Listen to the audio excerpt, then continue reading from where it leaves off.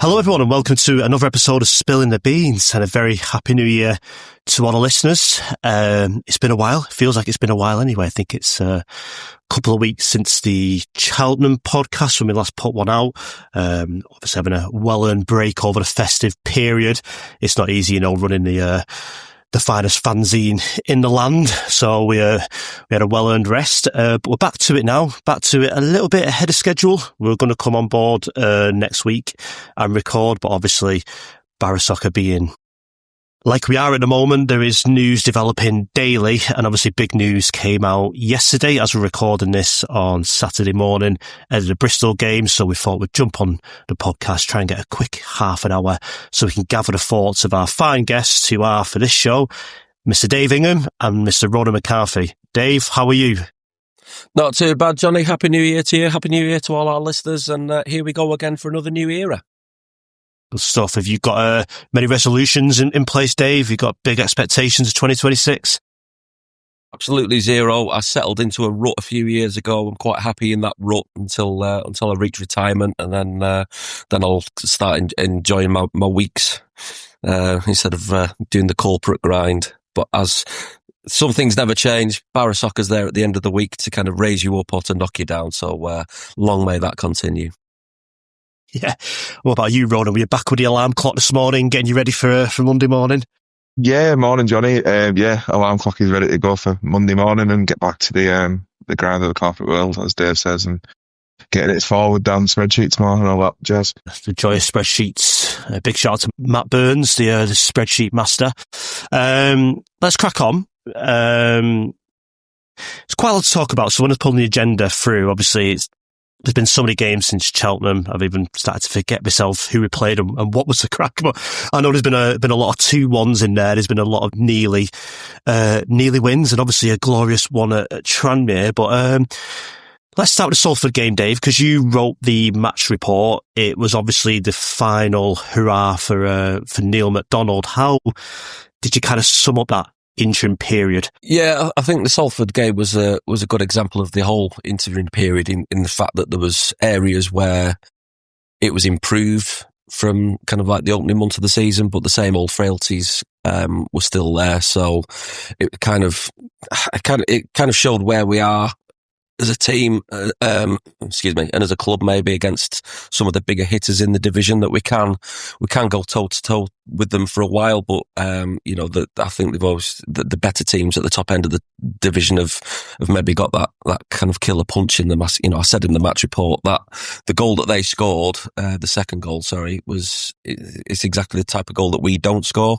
If you think back to Accrington, where Josh Gordon and I think it was Fletcher were racing through, and we had a 2-on-1, and we still managed to cock it up. We kind of, allowed their defence to get back, and we, was he going to have a shot? Was he going to try and play it off? Salford didn't do that.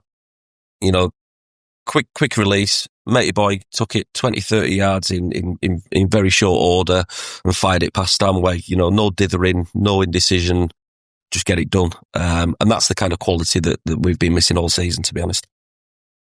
Yeah, I think that's a really good point, Ronan, that the Salford game kind of played out pretty much how Cheltenham did, pretty much how Accrington did, where it seemed like there was some better stuff in there. I felt it was a better watch at times, but just not having that clinical nature to be able to kind of get us over the line or kind of defend them sort of pressures late in the second half. Yeah, I thought it was maybe a bit of a better rounded performance than Aki and Cheltenham. I thought it wasn't just sort of like a 45-minute switch off that the other two seemed to be. I thought for large parts of the game we competed and we were all right, to be honest. But like Dave says, it's two moments, the second of which it just seems like mistakes again. They made the first of which is just the defenders on one side switched off and can't transition over properly. And then the second one's MJ doesn't know it, make the foul, make the tackle and get another booking when when we've had the same last week, we've lost another man. And then, the goal, could it be saved? I don't know. But I was filled with more confidence leaving on whatever day of the week it was, New Year's Day, than I was over the last couple of games. I just thought I'd seen a better performance. But I was thinking that we do need to sort of move on quickly and get our sort of ducks in a row off the back of that mind. What do you think that is then in terms of, because obviously if you look at this interim period, I don't think there was any Barrow fan who wanted McDonald to get the job. I think that was pretty clear after very early on. What do you think's been different recently from how we were playing under wing? You just finish your drink, Ronan. Take your time. Don't worry. Very, very little, to be honest. I don't think much has changed. If we're being really clear, I think we've been sort of a bit fortuitous that Fletcher's come in as a second striker and looked a lot better than what Hemmings was offering us, and I think that's really benefited us. Finding that, I think he sort of links up the play a little bit better. He's lacking, a yard of pace, to be honest, if we're being really brutal about it. But I don't think that's necessarily a negative, because it sort of brings other players into the game. Ben Whitfield's been fantastic in the sort of last 3 to 4 games. But in large handfuls, not a lot has changed. We've just got a couple of players back, and that's maybe made us a little bit better in a few games. But I think, we're still at that stage where we're having to chop and change, and something changed every week because we either get a suspension or an injury. Yeah, is that fortuitous, Dave, the Fletcher thing, or do you think that's something McDonald and Cole can take credit for? Because if I remember correctly, I mean, drank a lot over the last couple of weeks. I think it was around about sort of just after half time, Hemmings came off at Accrington, replaced with Fletcher, and looked better. It's certainly one of them games where that change was made, and as soon as Fletcher came on, it seemed to kind of give Gordon that little bit more support and a little bit more cutting edge up front. Yeah, I mean, the proactive change that was made was to go up to the 2 up front in the first place, but then obviously it was kind of accidental that Fletcher's gone into that role. But again, that's probably a function of the fact that, when he's turning around and looking at the bench, I think it was Fletcher was the only option that day. I know Cameron was on the bench against Salford, but I think it was only Fletcher that he could potentially put up there. So it was maybe a bit of design and a bit of accident, but I think we've kind of stumbled upon something that, gives us something extra. Whether it'll be the solution for the entire second half of the season, I don't know, but I think it's safe to say that there will be personnel changes in January. So let's see how that pans out. Yeah, it was pretty early on against Accrington where he made a change 34 minutes for Hemming. So I imagine that was a forced change, but like you say, it seems like they stumbled on something there. But seen a bit of his Cameron a bit more over the last couple of weeks. You seen anything more in him, Dave, that makes you think that his second half to his Barrow tenure could be better than his first? No. Next question. If Ian Wood managed to get 6 figures out of Dundee for Emil Aqua, then, if he can get 20 quid out of Inverurie Locos for Innis Cameron, then he's done very well. I sound really harsh, don't I? Because I've kind of dug him out a few times, but I'm really basic. I'm not a modern football man, reading me Mundial long reads and sipping on a triple hopped IPA. I want my strikers to score goals. I don't want to see him in the half space and doing this, that and the other. I want someone who's going to put centre halves under pressure. I want someone who's going to take shots that make the goalkeeper work, and I want to see someone who scores goals, and I've not seen it so far in Innis, but, who knows? Maybe new year, new era. Maybe he's going to turn into, the Scottish Michael Cheek. Who knows? Yeah. Just before we move on, Ron, and you've always got your eye on the wider league, and kind of who's hot and who's not. Where do you rate Salford at the moment? Because I thought it was interesting, your match report, Dave, where you're saying it's kind of changed from the Class of 92 thing and the whole kind of buzz around the documentary to actually kind of cold hard cash from sponsors like AIG. Do you see them kind of getting out of it this year? I was a little bit sceptical on Salford because he sort of signed a few, not unknown quantities, but a few players that they probably wouldn't go for historically. They've gone for a bit of a different sort of model, if you want to call it that. But players like Daniel Ado is coming through, and Mai, who's played on the wing, who I think was there last year. Some boffin will probably correct me to say that he wasn't. And they look decent. I thought they were all right. Like I put in a different group on sort of half time saying this Salford team's, all right here. But we went toe to toe with them for large parts of the game, minus a couple of, bits of area. But like Dave said before, their second goal is just because they're better than us in to an extent. When they break, they're quick, they're decisive, and that's what we've been lacking. But I was largely impressed by Salford. Thought they were one of the better teams we played this season. But mind you, I thought MK Dons at home right at the start were probably the best team we played this season, and they're below them. So what do I know? Yeah, and just kind of linking into solve the game as well, because the big things happen at the club on New Year's Day was the opening of the 1901 suite, which is kicking off the 125-year celebration of Barrow AFC, which it will be this year, which we're going to get Steve on the next pod to tell us a little bit more about Barrow 125. But this is the club's first effort in recognising that historical milestone with the new booze quarter in the crossbar and the Steelworks End. Quite a few people, quite a packed room, Ronan, with lots of people in there. You had some good conversations. What was your kind of takeaways from that? Who did you get to speak to, and what did you learn? Yeah, on a whole, the room seemed like a well-executed effort in terms of the product that was presented. It did seem very Barrow football, really. It was quite a sleek, nice, modern bit of kit that they've sort of offered randomly. But no, and the first person to be negative about the football club, so I'll be the first person to be positive at the same time. It was a really good effort. I think there was a little bit of feedback given at the end to the powers that be that there could be a couple of minor tweaks and you could have an extremely good product there. One being, can we just end Carlin as an entity? But I don't think they've got that power. And yeah, it was nice to speak to Ian Wood came round, had a couple of conversations, one shared with myself and Dave.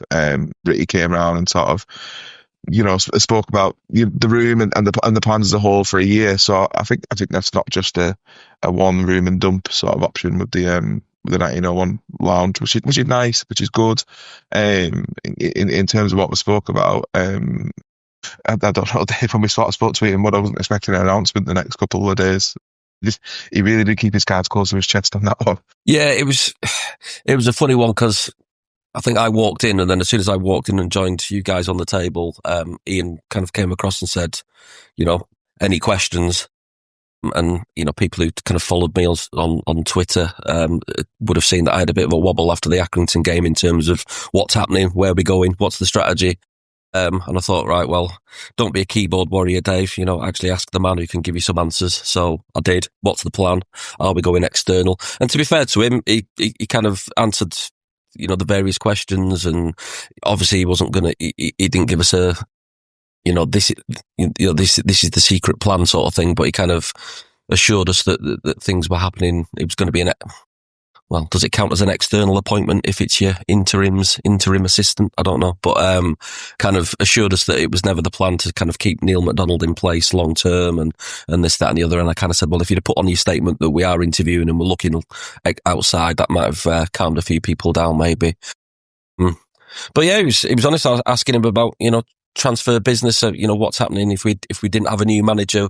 Were we going to go into January kind of not doing anything? And he just kind of said, well, the world and the wife can see that we need a striker and that we need defenders. So, we are working on identifying and seeing who's available and all that sort of thing. I don't think the fact that we've waited a few days into the new year will put us at much of a disadvantage. I was listening to Radio Lancashire the other day, and Pete Wild's not having his recruitment meeting with his board of directors until Tuesday.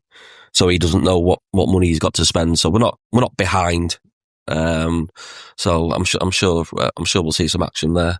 And yeah, the room in general, I'll be honest, the last time I did anything vaguely hospitality wise at the football was a couple of years ago. And I'll be honest, the food was pretty poor. The service was pretty poor as well. And the lounge the other day was kind of head and shoulders above that. So yeah, fair play. And it was Baltic the other day against Salford, wasn't it? And to be in a nice warm room, there was no queues at the bar. You got your food served quickly. And it's a nice hybrid between, kind of the full on sit down meal or whatever it is and the fan zone. So it's probably something that, I'll do again with my daughter when we come along, so that we're not stood outside the fan zone shivering. Yeah, it's worth a while. It's worth a go. If it fits your budget and you fancy doing something, slightly different, then yeah, give it a try. Because at the end of the day, it's any money that comes in through hospitality and that sort of thing, it goes on the pitch, doesn't it? We're not a big bloated organisation with hundreds of staff. Pretty much it's prune juice economics, as Alan Sugar used to say. Once it goes in, it goes out the other end on the pitch, doesn't it? So, yeah, give it a try. Trying to get that picture of out my head of Alan Sugar drinking prune juice. But yeah, no, certainly a good thing. I was meant to be there New Year's Day, but couldn't make it due to coming down to Lurgy a little bit as well, and train just being awful. I think there's a bus replacement between Manchester and Lancaster somewhere, so it was just, yeah, it was a no-go. And hopefully we're trying to pin Ian Wood down for the next edition of the fanzine as well, so we can maybe dive into a bit more of them conversations, which have a bit more maybe detail post the announcement of the new manager. So let's get into that. I'll come to you first, Ronan. Nobody had him on their manager shortlist when we were looking around the league and scratching our heads thinking who the next person in charge could be. He pretty much came out of nowhere, then kind of came out of somewhere because he just turned up at FC United midweek with his nice new haircut and his pictures on Twitter. What was your initial thoughts, Ronan? Yeah, I'm going to have to take my tinfoil hat off because I said it was going to be McDonald last time we spoke and that it was an inside job. So what did I know? Yeah, it's a completely left field appointment, isn't it, really? We've not gone for sort of a tried and tested model. We've not gone for someone who's sort of been, marauding through non-league and bashed through everybody. We've gone for sort of that youth coach, something that's got probably wide recommendations off everywhere he's been and gone for something completely David Dunn, really. Not that I'm going to say he's going to be anywhere near what David Dunn was. As a caveat point, I'm not going there yet. But no, I listened to his interview last night. He spoke really well on what was a really nicely timed and put together interview by the club. And it was just I don't feel either way. I'm not like mega positive about it. I'm not like, yeah, we've got our man, but I'm not negative about it at all. I'm excited after listening to what he said last night, but I'm not like shouting from the rooftops thinking we've got our man. So I'm really looking forward to sort of getting back in the ground, watching the football and seeing what the sort of next couple of months brings us, because we could have done something quite impressive here, but I'm sure we'll find out together. Or this might come and bite me in the arse. Yeah, I didn't know anything about him, mate, and just went to his Wikipedia like most people, and was quite surprised his interview that he had a northern accent. I thought he was born in Glasgow, had a cap for Scotland, I think. I was expecting to hear a big kind of West Coast Ouija style accent, but yeah, he's a bit more. It's a bit more local than I first thought, Dave, which I think is a good thing. I think after Wing, I think that certainly took its toll. We spoke about that a lot on the podcast, that having a base in the Northwest, being close to family and friends is key. It certainly helps when things get tough. What was your first thoughts when Paul Gallagher, not Liam's brother, thank God, I think he's in the dock for something, isn't he? rather sticky situation. But yeah, former Preston North End stalwart Paul Gallagher. Yeah, why are we talking about Paul Gallagher? I thought it was kind of Barrow AFC fan wisdom that the assistant was in charge, or is that just Rob Kelly that gets that treatment? Should we not be talking about John Welch and what he's going to bring and how he's going to secretly run everything in secret rooms? No, being serious, I think it is good that he's kind of relatively local. Again, going back to the Ian Wood chat, I asked about John Brady and how close he was, and he kind of said, well, he would have been another commuter manager, and it didn't. He was never really close to it, to be honest. And I think that is good for the mental health of the manager, that he's got a kind of a solid base to go back to after the training room, rather than a rented flat or a hotel room, that sort of thing. I think in terms of the appointment itself, if you're not going to get a stellar appointment, someone like a Brady in terms of reputation and track record, then I think I'd rather go down the unproven route and give someone a chance, because, you might get that kind of, that hidden gem that no one's taken a chance on before, rather than someone who's kind of got a history of, paddling around the mid-table of League Two. And just made a note there in terms of, in the past when we've kind of identified a stellar target and managed to land them, you're probably going back to someone like Phil Wilson, who had league titles, as long as, CV for titles and things was as long as your arm.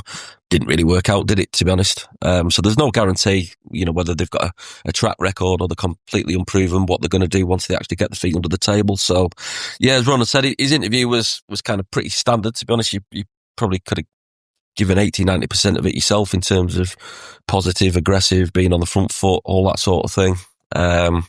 Just see how it translates. I got in touch with a lad I know who kind of watched Preston week in, week out when Gallagher and Welsh were at Deepdale, and he kind of said that Gallagher was a stylish player, a bit of a midfield schemer, but Welsh was the yard dog. Next to him, he was full of bite, and I think that's the combination. We certainly need it on the pitch. We need a bit more style and we need a bit more grit. So hopefully the guys in the dugout can put that over in the training ground, and we can see a bit of improvement.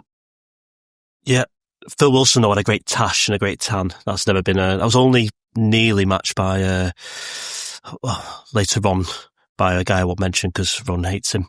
So, I once saw Phil Wilson on the boat, and this is how long ago it was, and he was immaculate. He was absolutely, he looked like, this is too old a reference for you, Ronan, but there was a program called Howard's Way in the 80s, and it was for these kind of, South Coast millionaires who kind of hung around the yacht scene, and they were kind of, absolutely immaculate with the blazers and the pristine shirts and the tans and all that sort of thing. And seeing Phil Wilson absolutely dressed up to the nines on the boat as a load of Barovian youth stumbled past full of alcohol pops was it was a sight to behold. Good old Phil Wilson, eh?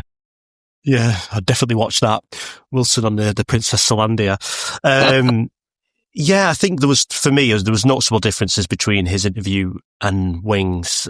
I've mentioned this many times before on the pod, and obviously we did the interview, and Wing arrived in the fanzine, and he was so excited to be here. You could tell, almost giddy, and a lot of us, including myself, kind of fell for him diving kind of deep first into the romanticism of Barrow and the kind of blue collar stuff and the history of the Furness Railway. Paul Gallagher's interview, Ronan, was very much kind of just no nonsense. He kind of knows this part of the world really well. It's not novelty to him. There's a hope there for me that it might just be a little bit more straightforward and less of a learning curve for him, having played, across the Football League at a good level, and kind of, just knowing the lay of the land a little bit more. Yeah, like I said before, it was a bit more put together, wasn't it? The sort of the questions that were asked were, and I know Dave said that 80% of them you can answer yourself. It just seemed like the club had got the pause in it a little bit more internally, and just sort of maybe directed a few questions around a certain line of questioning. One about if he's local, one about keeping the fan connection together, all that sort of spiel, which they could make you feel warm inside in your tummy and that. But yeah, it's an interesting point you make about Andy Wing. He was a bit like a giddy sort of Labrador when the ball gets put in front of him, and it just seemed like Gallagher was maybe a little bit more measured in terms of his responses. But I don't know, maybe that's me reading into it ever so slightly too much. He seems very measured in the sort of 8 minutes that you got off him. I'm sure we'll get an interview from our counterparts at BBC Radio Cumbria, which might sort of poke and prod at a few different questions that maybe the club didn't want to go into. But yeah, stuff will start coming out over the next sort of couple of weeks. We'll see if we manage to survive the frost of Sunday and get to see him in action against Bristol Rovers, or whether we'll sort of, carry on through to a 3-week break where we might have a couple of new players through the door and a new sort of style of football and new formation. Who knows? But it's definitely another time to be a little bit excited. Not necessarily in terms of, we're going to go out and beat every team in the league, but just something new, something a bit different, and sort of a new era, of the club referred to it as. Yeah, I think we've all just got to press that reset button a bit now. It's a new year, new manager, new transfer window. Let's touch on that a little bit, because there's a few rumours circling around, Dave. One of them sounds really exciting in terms of a striker, a return. The other return, maybe not so exciting. Do you want to elaborate on them a little bit? I assume you know who I'm talking about. I presume you're talking about the Aqua rumour. Yeah, I heard that second or third hand. That definitely wasn't one that came out of the Ian Wood chat. I don't know. I mean, kind of been there, done that, haven't we, really, with Aqua? Again, he was a physical presence when he wanted to be. He was a menace when he wanted to be. He scored the odd spectacular goal, but he didn't do it consistently. It's not one that I wouldn't rush to go back and do it, but at the end of the day, would I rather have him than Cameron? Yes. Would I rather have him than Hemmings? Probably yes. Who knows what state Tyler Walker's in at the minute? Reece Healy, God knows. I'm just looking at the list of kind of people that we've got in the squad at the minute. It's pretty thin gruel, isn't it? So if it's Aqua or nobody else, then yes, welcome home, Big Emil. But I think first knockings, I'd rather go somewhere else. But again, if he comes back, puts the shirt on, I'll back him. And how strong are the Andy Cook rumours, Ronan? I mean, I imagine we're going to get links with Andy Cook every time he's available, and it's a bit like the kind of Quigley thing, I suppose. So I never know quite what to believe, but it does seem to be kind of raising its head with some prominence. Is there anything at all from that you can put out there? If any football club in League Two wasn't linked to Andy Cook, you'd be slightly worried, wouldn't you? Because he's extremely good at this level. He's extremely good at what he does at the same time, but I think that might be people having a little bit of fun somewhere along the line, maybe, rather than any sort of factual correctness behind it. As you know, people have done over the past. I think the first one you'll see come in when we spoke to Ian was a goalie, because it sounds like Ben Winterbottom is going to be out quite a while, judging off what he said. So that's something I get excited about, a backup goalkeeper. And then from there, you've got your striker, which everyone knows that we need. You know, Paul Gallagher basically said we need more pace in the squad. Completely agree. We definitely need more pace up front.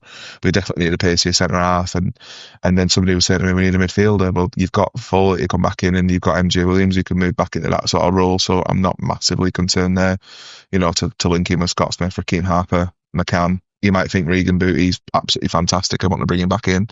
Got all these options, so there's plenty to look forward to. But I definitely think over this sort of, is it 2 weeks off we have effectively? I definitely think you'll probably see one, maybe two come in, and that's based off absolutely nothing before somebody comes in my Twitter DMs and starts asking me what I know, because it's he or is the answer. Yeah, because at midfield, I think if we look over this period, certainly kind of Scott Smith's had some really good performances in there. McCann's really started to establish himself as one of the first names on the team sheet. Harper's back, so it doesn't feel like the area where we need much more strength. And obviously, there's that option to bring Booty back, who Gallagher might like and get a better tune out of than Wing did. So, yeah, who knows? There's not much more, I suppose, we can add from that. Just before we wrap up, then, obviously Bristol tomorrow or today, depend on when you're listening.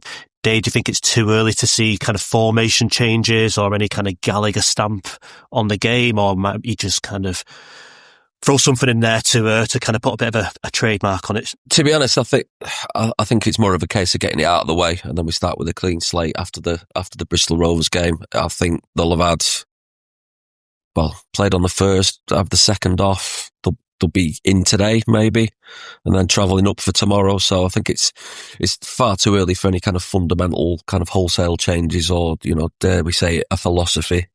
So I think it's just a matter of seeing who's fit after the grueling festive period and getting a team out there.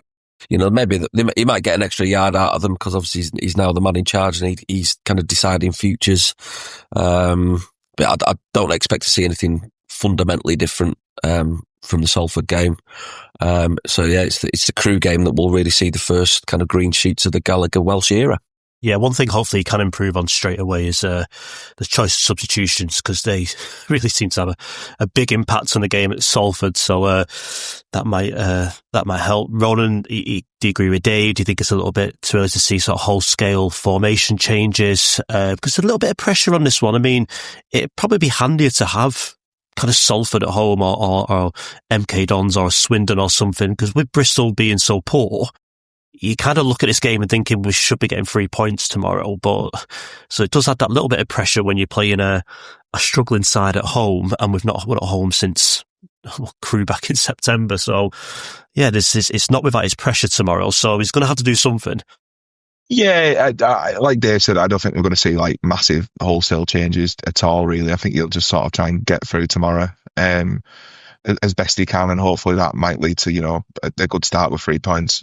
You know, who knows? But I think we're gonna, once we get to that Crewe game, we're gonna start seeing a bit more about the you know, the team, the squad, you know, fitness and injuries, you know, dependent. But I think tomorrow it's all about getting through to the best of your ability. You know, I don't think it's going to be pretty tomorrow. I think it's going to be, you know, ourselves against a decent Steve Evans outfit, which usually sort of takes place off the back of a 3-0 win. And well, he doesn't waddle anymore, does he? Him sort of, you know, jogging around the pitch doing his big fist bumps. So hopefully we don't get to see that Holker Street. But, you know, if there's any time to return to go and watch the soccer, and you've been a bit disenfranchised with it lately, and you know, you don't necessarily want to get yourself there, I think tomorrow is probably a good place to start. Get yourself back through the door and get yourself watching what could be a really exciting time again. Yep, I think that's a good note to end on, with a good advert for tomorrow. So get yourself down, and let's hope we can kick off with 3 points, a much needed 3 points at home, and this new era of Paul Gallagher ball. Ronan, Dave, thanks very much for your time. We'll keep this one short and sweet today, and we'll be back next week post Bristol game with a new pod.